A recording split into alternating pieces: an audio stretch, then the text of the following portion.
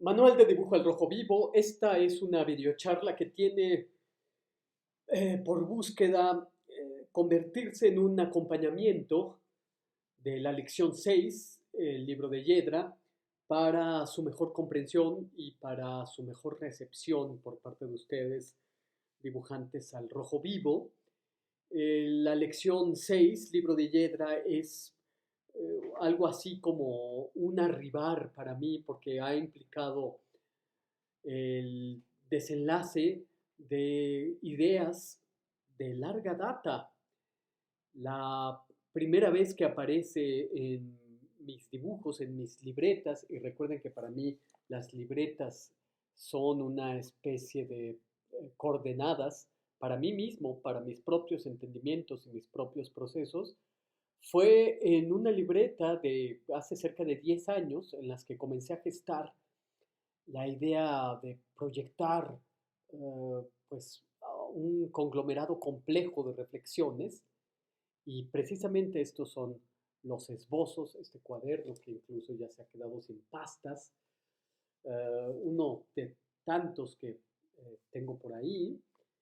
Eh, Ahora mismo voy a enseñarles algunos dibujos más de otras libretas, aquí los tengo junto a mí, pero bueno, la idea de la esfera implica la movilidad total, lo que es arriba es abajo. Eh, no se sabe ya cuando la esfera está en movimiento si arriba es verdaderamente arriba y abajo es verdaderamente abajo. Yo diría que son las dos al mismo tiempo, según siguiendo la formulación de la sabiduría alquímica y haber realizado esta lección en una superficie esférica, pues tenía para mí una, un reto enorme porque al tener que enviárselas a ustedes en correo postal, en papeles impresos, pues implicaba para mí evidentemente la idea de una cartografía que pudiera llevarse a la bidimensión, al plano, al impreso, y yo quería hacerles llegar una especie de mapamundi con la lección 6, pero al trazar la lección y al comenzar este proceso de querer llevarlo a la bidimensión, pues me topé con una barrera de conocimientos muy específica, porque hubiera requerido para mí desarrollar conocimientos cartográficos. Y comencé a proyectar según mis propios entendimientos y según algunas variantes de proyección que para mí fueron un chasco. Resultaron para mí unos descalabros tremendos. No pude resolver la idea de la esfericidad llevada al plano. Hice algunas variantes con Mercator y otras tantas, dos o tres más. De hecho, tuve algunos intentos con la geometrización de la esfericidad en el plano, en trapecios, y el resultado visual no me satisfacía. De modo que renuncié a él y elegí la forma que actualmente tienen, y ahorita voy a comentárselas. Pero entonces, bueno, la idea de escribirla en una esfera, es una esfera de 50 centímetros de diámetro y solamente está trazada en un hemisferio. La lección 7 será el hemisferio que todavía no ha sido muy intervenido, ya está siendo, eh, ya comenzaron las andanzas de la lección 7, pero la lección 6, fíjense, nada más es un hemisferio de la esfera. La completud de la entera esfera será el resultado de la lección 6 y 7. Ya les comentaré algo más acerca de la lección 7. Bueno, habiendo dicho eso, podrán notar que el texto está escrito en espiral. De hecho, lleva un seguimiento. Toda la escritura de la lección está dispuesta en espiral y se hace acompañar por estos círculos, estas esferas, estos círculos concéntricos entrelazados, uh, engarzados, vinculados, enmarañados, que sirven para dirigir la lectura. Bueno, eso es una descripción de la lección 6. Ahora vamos a sus contenidos y voy a desarrollarlo para ustedes. Comenzamos la lección con una cita, un epígrafe del gran poeta Edmond Javés, alguien que ha aparecido constantemente en nuestras lecciones de dibujo. Creo hallar en sus versos una profunda sabiduría que además me lleva a múltiples lecturas, de modo que Javés ha sido constantemente convocado en nuestras lecciones. La cita es: ahí donde la hiedra aspira solo a permanecer verde y el sílex a prestar testimonio de la separación del agua y la tierra, el vínculo se vuelve libro y el libro universo. Eso del libro de las semejanzas del poeta Edmond Javés. Comienzo con una exhortación de que sea recordada una frase que además voy a repetir constantemente a partir de la lección 6, que es: el dibujo, más que una expresión, es un nexo.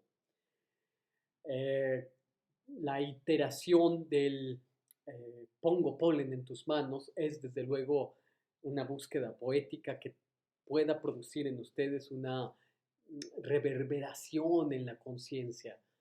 La pedagogía muchas veces es a través de estas sinfonías interiores de reverberaciones, frases repetidas que van sedimentándose, depositándose en nuestro interior. Aquí está el gato manquito que no quiere quedarse fuera del cuadro. Después vienen algunas reflexiones acerca de qué hay que entender por nexo, sabiduría, nexo, nudo, puestos en un mismo horizonte de comprensión. Los esquemas de Athanasius Kircher y Robert Fludd, además de poseer un interés desde luego filológico y desde luego de historia de la cultura, también tiene un interés gráfico. Son desde luego muy atractivas las diagramaciones de estos sabios que además disponían la sabiduría del mundo en círculos concéntricos, triángulos, figuras en correspondencia.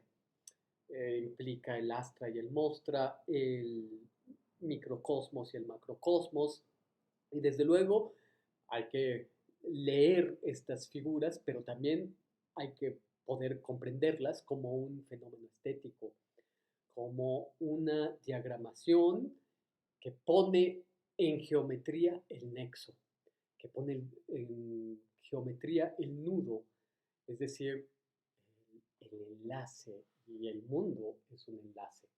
Dice uh, el la sabiduría védica, dice: aquello que se ve a través de una interconexión se ve para siempre. La sabiduría es un acto de entretejido, de vinculación. Después comienzan las reflexiones de la fabulación. La línea es fabuladora. La fabulación, según estas reflexiones, es otra forma de llamar al nexo, porque toda sabiduría es en realidad vínculo. Después hago algunas alusiones acerca de frases escritas en la primera lección. El dibujo produce amor por las cosas y es una forma de atar fuertemente a las cosas a una fantasmagoría personal.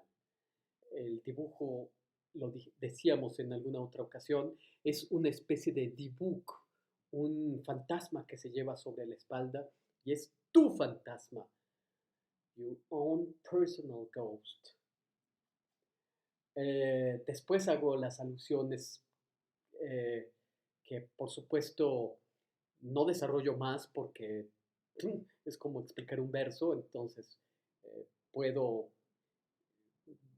darles algunos datos, algunas informaciones biográficas o anecdóticas de por qué aparecen estas reflexiones, pero no explicar su sentido más profundo. Recuerden que uno de los principios de este curso y de esta pedagogía experimental es renunciar a la demostración, eh, mostrar, desde luego, invitar, contagiar y desde luego poner polen en sus manos.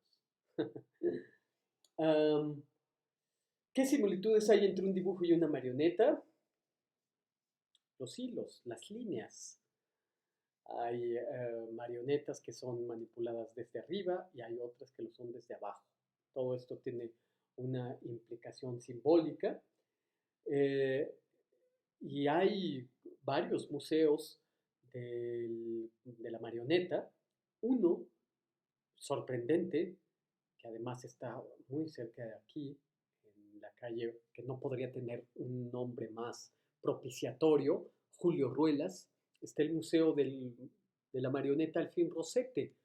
Alfín era un extraordinario marionetista, producía estas figuras llenas de magia y encanto, pero también tenía sus propias teorías respecto a la manipulación, respecto a los pequeños dramas teatrales que podrían ofrecer las marionetas, y concebía a las marionetas como metáforas con hilos.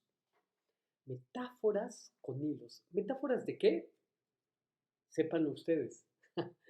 ¿De qué son metáforas? De muchas cosas, pero esas metáforas tienen hilos.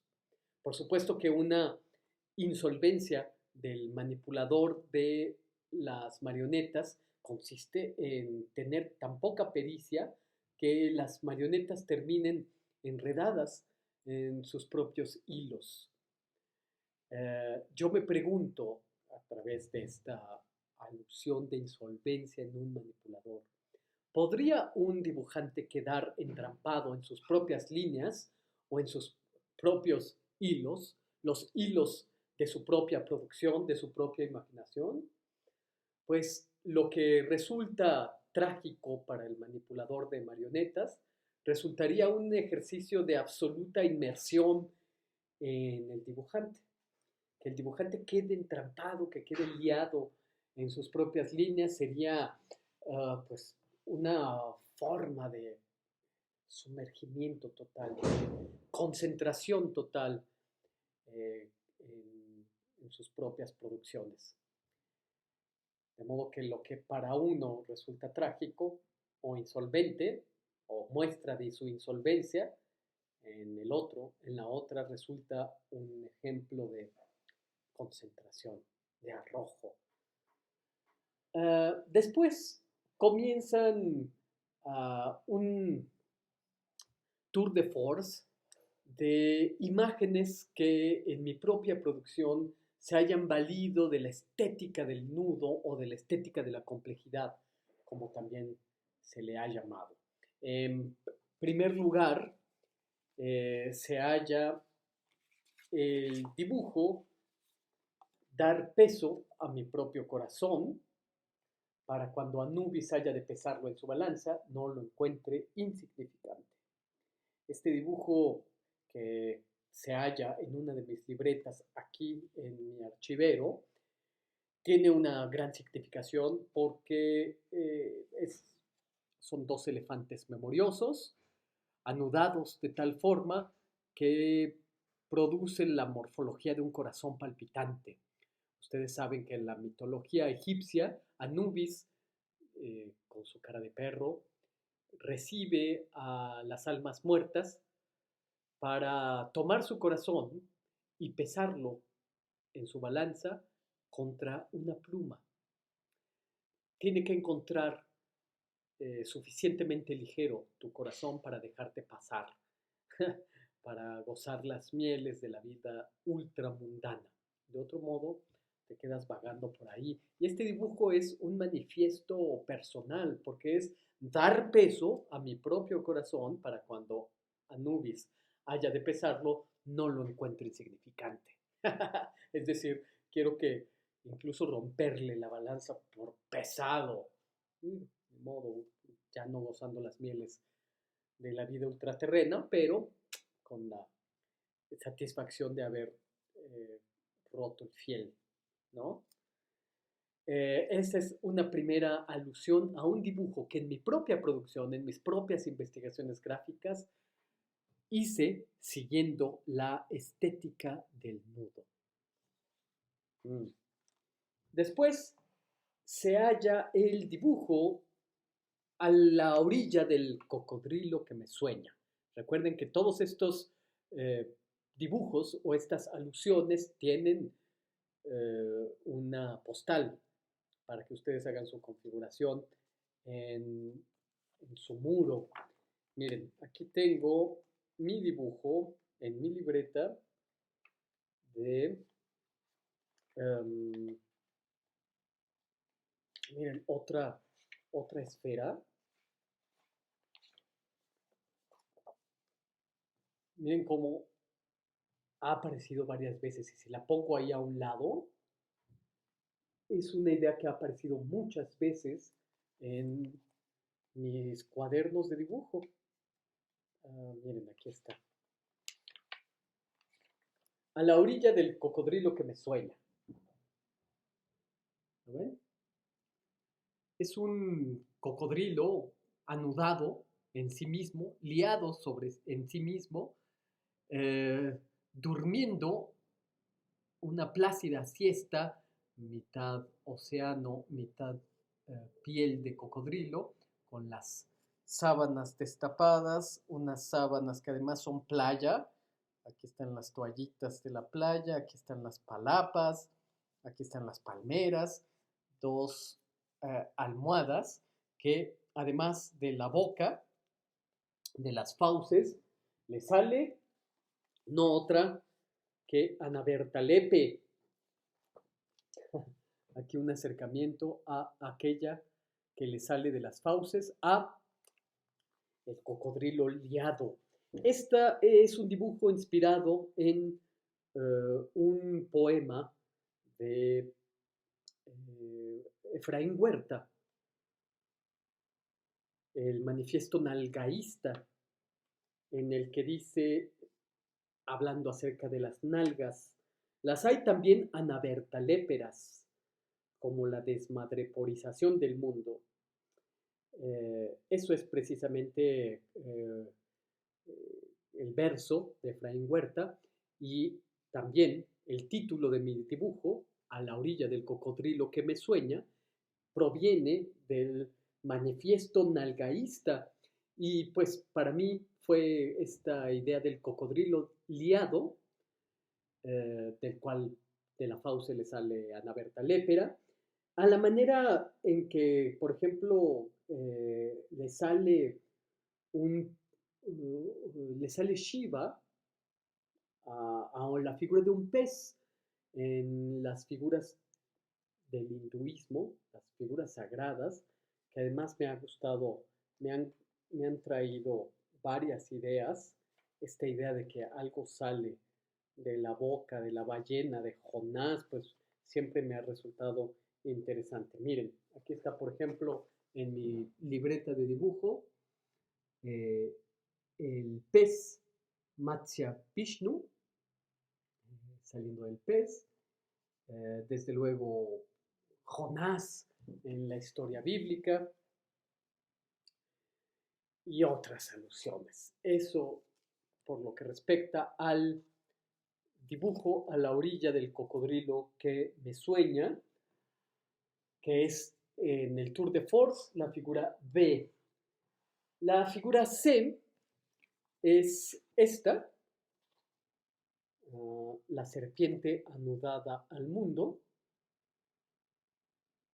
que es una idea que vino a mí cuando estaba estudiando las fábulas de Esopo en la que todo me parecía una potencia autofagocitadora, el mundo autofagocitándose, porque el león quiere comerse al cabrito, el cuervo quiere valerse de los escarabajos, el coyote quiere valerse del bocado del cuervo, y así sucesivamente todos están unos sobre otros quitándose el bocado, engañándose, y me daba la impresión de un mundo autofagocitador. Y la imagen para representar esa autofagocitación fue una víbora constrictora constriñendo al mundo entero, triturándole los huesos. Bueno, esa es la imagen C. La D es un tutorial de corbata, que es esta, es un fotograma de unas experimentaciones para televisión de hace algunos años. Son experimentaciones relampagueantes, son producciones de 2 minutos, ensayos para TV, los llamo, y ahí hago, mientras me anudo de varios modos una corbata, voy haciendo las reflexiones que les comparto aquí.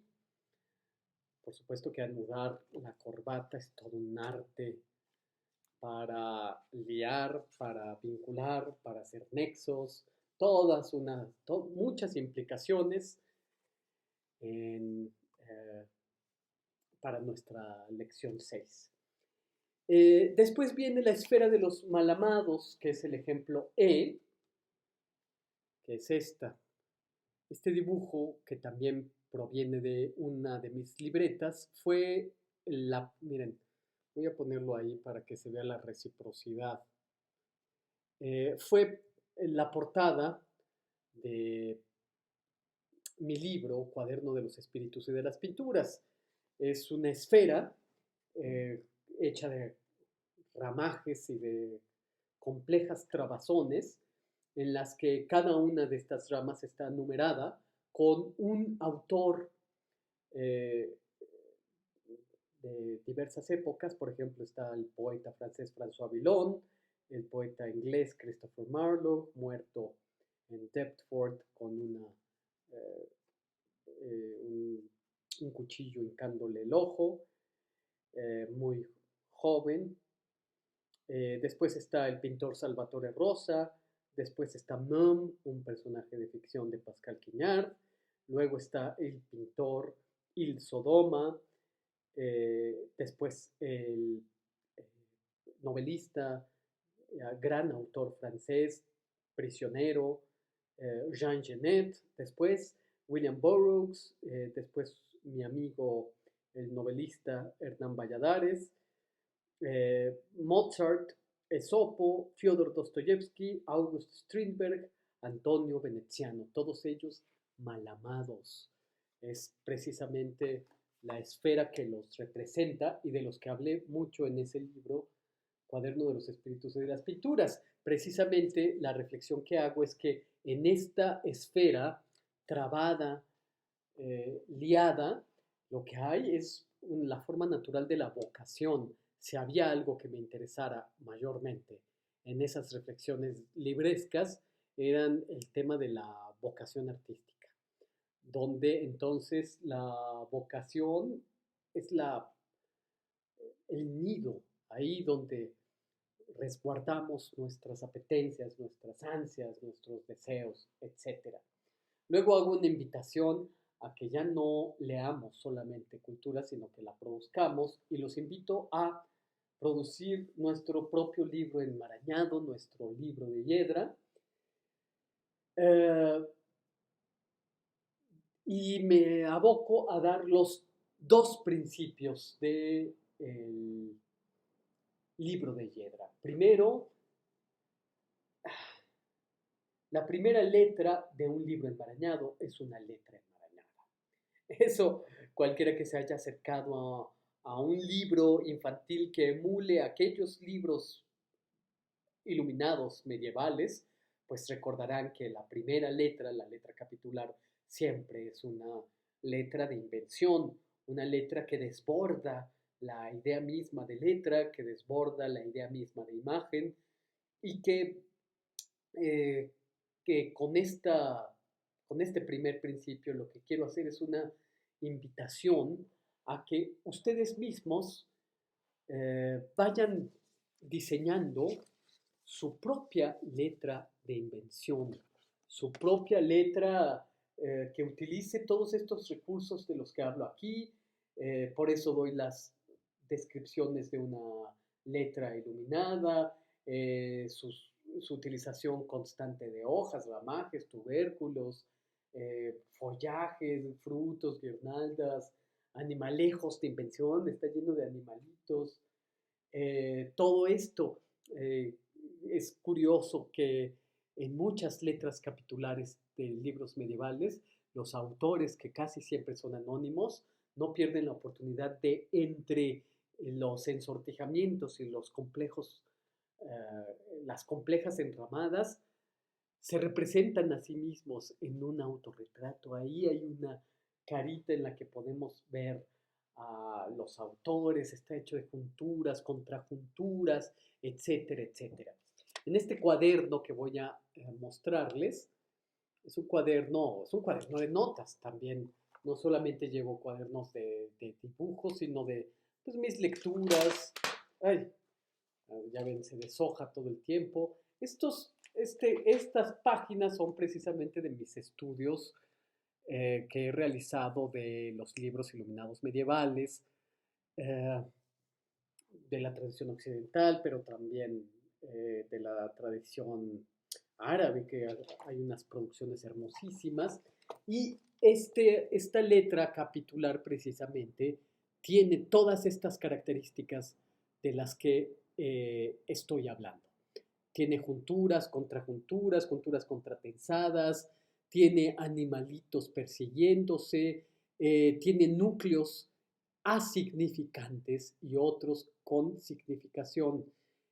Todos guardan simetría y bueno, pues aquí estoy señalando las características de la letra iluminada. Es una más de las tarjetas postales que les he incluido y que además tiene como característica que puedan, si así lo desean, basarse solamente en un principio en una letra, que es la letra E, pero pongan la primera letra de su nombre.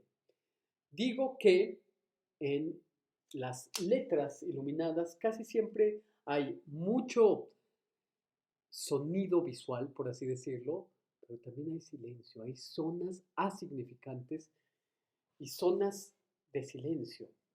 Y como estoy hablando de eso, voy a dejar un minuto de silencio.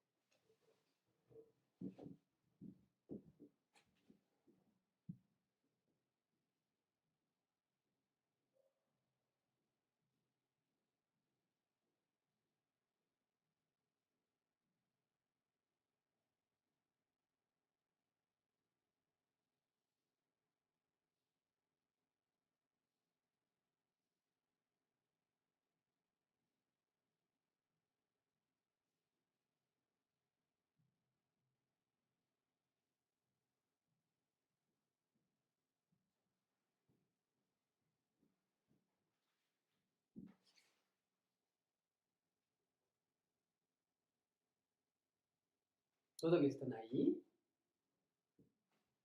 Después de este minuto de silencio,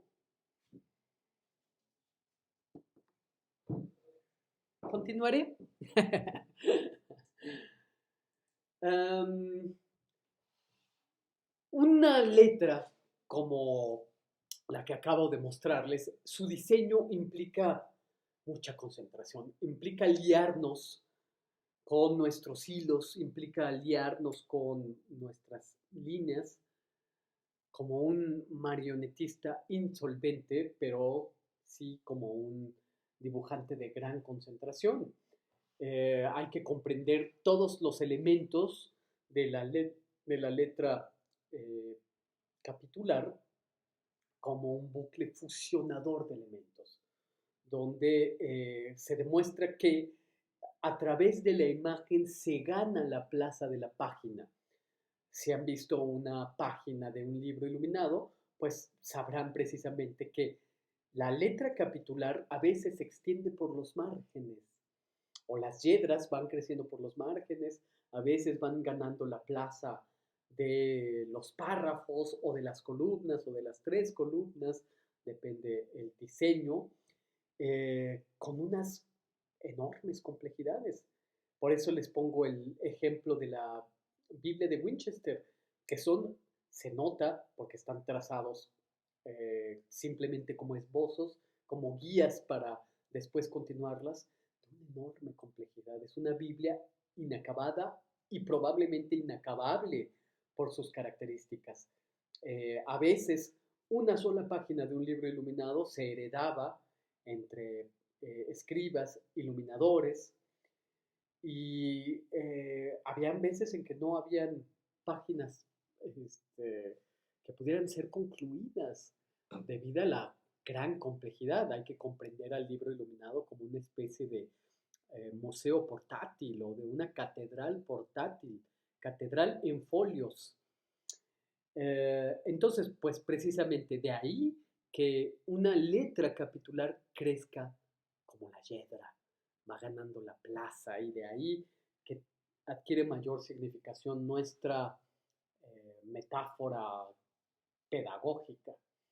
El segundo principio es de orden mucho más conceptual porque comienza con la frase difícil de asir para nosotros, finalmente nacidos en un occidente pobre, digámoslo, un occidente marginal, pero finalmente occidente, de el Tao Te Ching de Lao Tse, que es un nudo bien hecho no necesita cuerda y sin embargo no puede deshacerse. Eh, por supuesto, no estoy para explicarlo, más bien deseo que esto tenga un efecto en ustedes. Después vienen estas eh, serie de planteamientos, de enunciados acerca de qué es en el nudo, qué es la línea. Un nudo demuestra que toda línea es ingeniosa. Los nudos han sido también para mí un tema muy constante, muy frecuentado. Fíjense,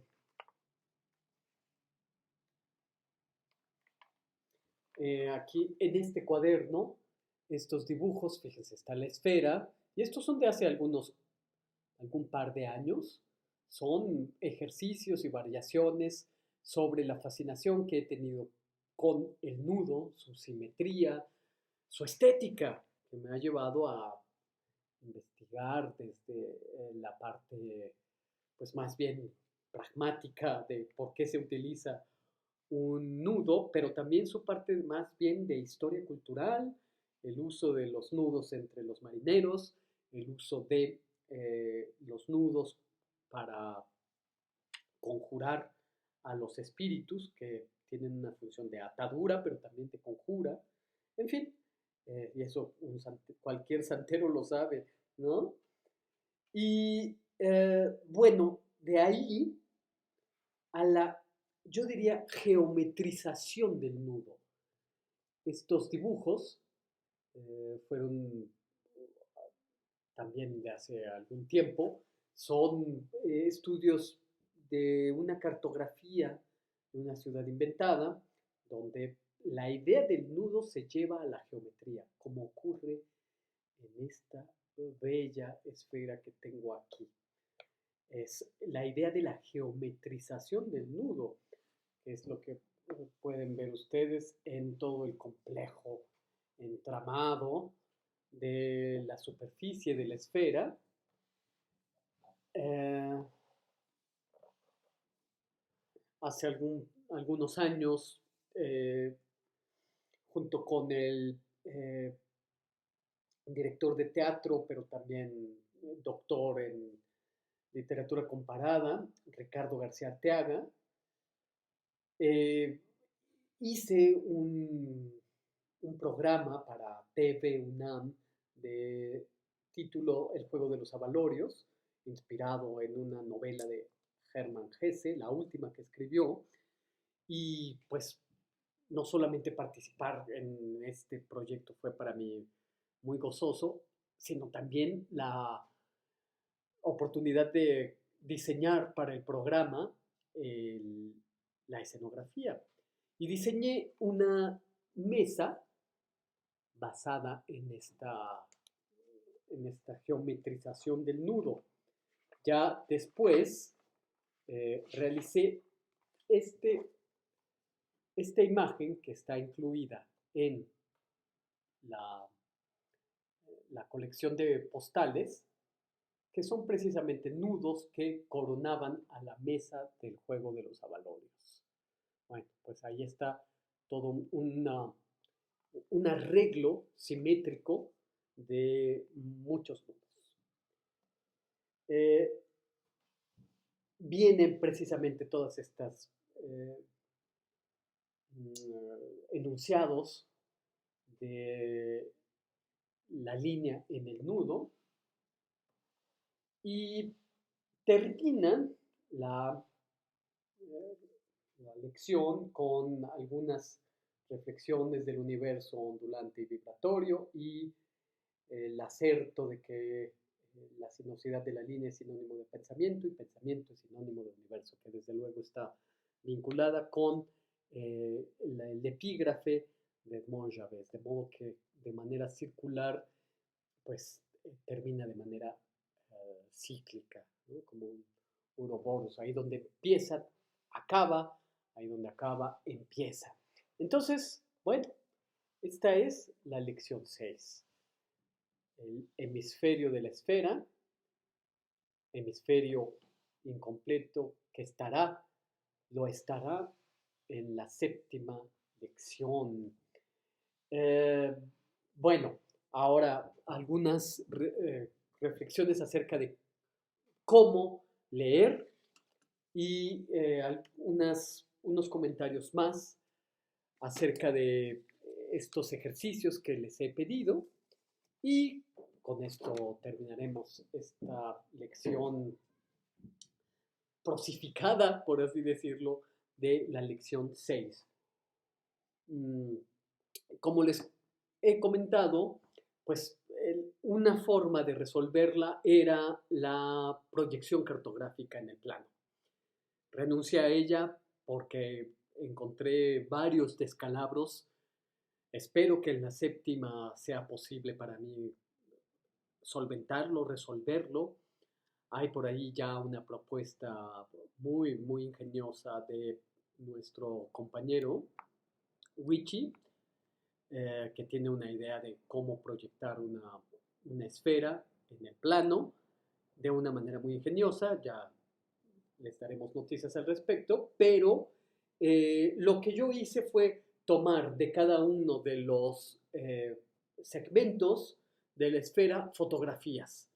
Fotografías que ustedes fueran ayudándose de la lectura de la lección 6, el video anterior, que ustedes vayan oyéndolo y configurando su lectura como un rompecabezas y que pudieran incluso hacer en la pared pues varias secuencias, a veces podría ser lineal o a veces puede ser de forma serpentina, puede ser en configuraciones cuadrangulares o pueden ser en espiral, en círculo, como ustedes prefieran, pero la idea es que lleven la secuencia de la lección al mismo tiempo en que yo la leo, ustedes la van arreglando como rompecabezas. Eso implica desde luego que con toda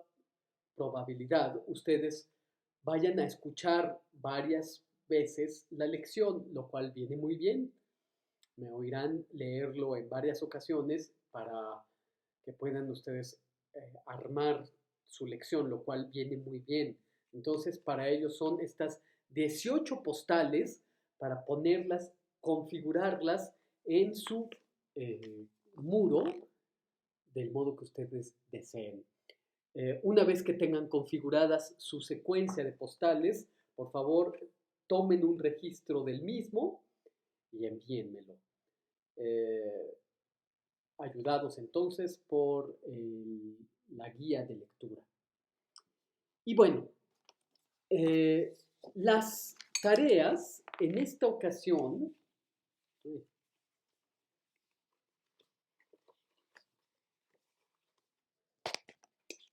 ¿en qué consiste los ejercicios para la lección 6? Ya no lo encuentro. Es que si ustedes pudieran ver aquí, está lleno de libretas y otras cosas. Muñequitos, aquí está Walter Benjamin, aquí está Richard Wagner, aquí está Jean-Paul Sartre, en fin. Bueno, ¿en qué consiste los ejercicios? Desarrollar bueno, uno, configurar la lección, tomar su registro fotográfico. Dos, realizar su propia letra, la letra de su libro enmarañado, la primera letra de su libro enmarañado, como ustedes deseen, en el formato que ustedes deseen, porque el nivel de sumergimiento y de detalle ustedes mismos lo determinan. Déjense llevar por la invitación y que sea un ejercicio de sumergimiento considerable, con muchas junturas, junturas contratensadas, animalitos, rostros, guirnaldas, hojas enramadas, todo lo que ustedes deseen. No hay ningún límite como no sea el de su propia invención.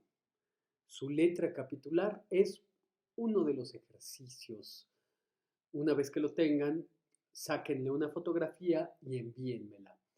Por favor, ahora sí, estamos en la lección 6. Mucho rigor en la pulcritud de la toma del registro. Y, y por último, pero no al final, les he pedido que desarrollen algo para que yo pueda hacer crecer de mi esfera la yedra de mis dibujantes al rojo vivo. Es una esfera que no está completa.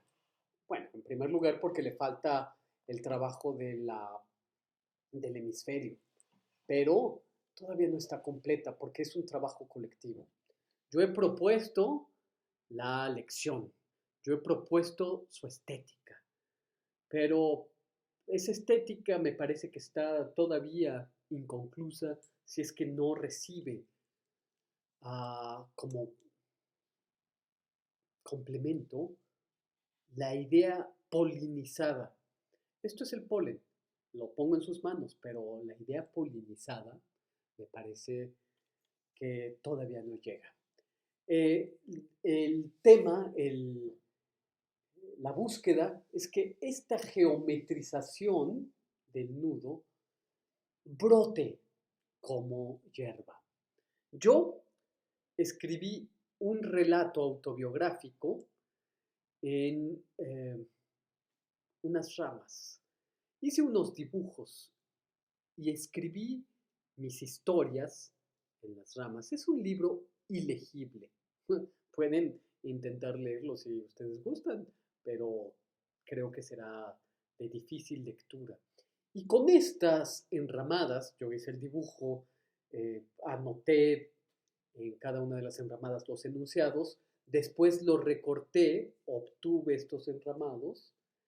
Con esto cubro mi esfera. Aquí sí es la victoria, la conquista de la yedra. ¿Se dan cuenta?